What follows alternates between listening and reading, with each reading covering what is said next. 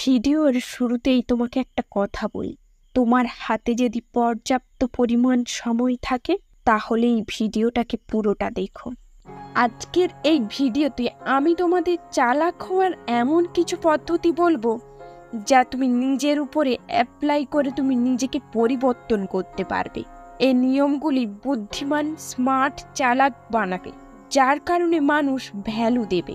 নিজের বন্ধুদের ভিতরে অথবা কোনো গ্রুপে যখন তুমি দাঁড়িয়ে থাকবে তখন তোমাকে সবার থেকে আলাদা দেখাবে। তোমাকে মানুষ অন্য এক লেভেলের সম্মান প্রদর্শন করবে, মানুষ তোমাকে অন্যভাবে ট্রিট করবে। আমি যে রুলস বলবো অনেক পাওয়ারফুল, আর রুলসগুলো মেনে চলতে পারলে তোমাকেও একজন পাওয়ারফুল মানুষ বানিয়ে ছাড়বে। তাহলে আর দেরি না, সরাসরি পয়েন্টে আসি। প্রথম নিয়মটি হলো, তোমার উদ্দেশ্যগুলো, ভবিষ্যৎ পরিকল্পনাগুলো সবসময় লুকিয়ে রাখো। যদি তুমি কোনো বিষয় নিয়ে কাজ করো তাহলে সেটি মানুষের সামনে কখনোই প্রকাশ করবে না। এই পৃথিবীতে বেশিরভাগ মানুষ খোলা বইয়ের মতো নিজের মনের কথাগুলো বা মনের ভাবগুলো দ্রুত মানুষের সাথে শেয়ার করে। সুযোগ পেলেই তাদের সকল উদ্দেশ্য, তাদের সকল কাজ এবং তাদের সকল গুণাগুণগুলো মানুষের সাথে শেয়ার করে। কিন্তু এই সব কিছু শেয়ার করার ফলে একটি সমস্যা হয়, আর সেটি হলো তুমি যদি তোমার গুণগুলো অ্যাচিভ করতে না পারো তাহলে মানুষ তোমার উপর হাসবে। মানুষ বলবে এ শুধু বলতেই পারে, কোনো কিছু করতে পারে না।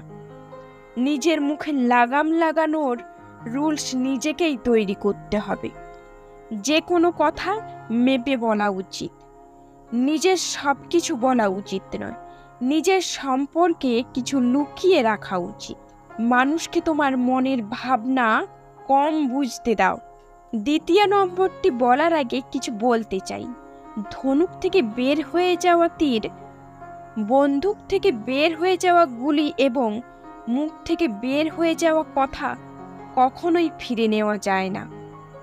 আমি অনেক বুদ্ধিমান মানুষের সাথে চলাফেরা করেছি, তাদের সাথে সময় কাটিয়েছি।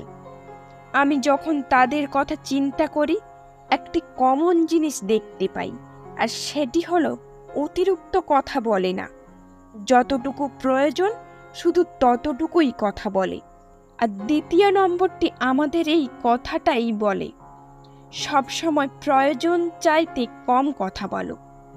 আমাদের বলা হয়ে থাকে যতটুকু প্রয়োজন ততটুকু কথা বলবে, কিন্তু এই নিয়ম আমাদের শেখায় সবসময় প্রয়োজন চাইতে কম কথা বলা উচিত। কারণ তুমি যত বেশি কথা বলবে মানুষের সামনে ততই সাধারণ দেখাবে।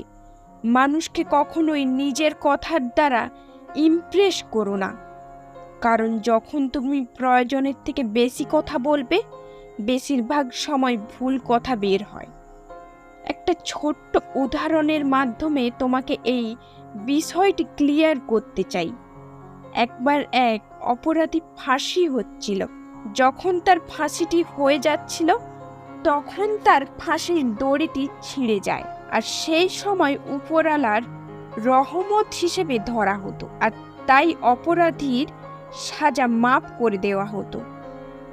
এক সময় একটি ঘটনা একটি রাজ্যে ঘটে। ঠিক ফাঁসি দেওয়ার সময় দড়িটি ছিঁড়ে যায়। এই রাজ্যের সভাপতি রাজ্যের রাজাকে বলে। তারপর রাজ্যের রাজা সেনাপতিকে বললেন, দড়ি ছিঁড়ে যাওয়ার পর অপরাধীকে কিছু বলেছিলেন? তখন সেনাপতি বললেন, হ্যাঁ, সেই অপরাধী বলেছিলেন যে রাজা একটা ঘণ্টা দড়ি বানাতে পারল না, সে রাজা রাজ্য চালাবে কি করে। এই কথা শুনে রাজার অনেক রাগ হয়।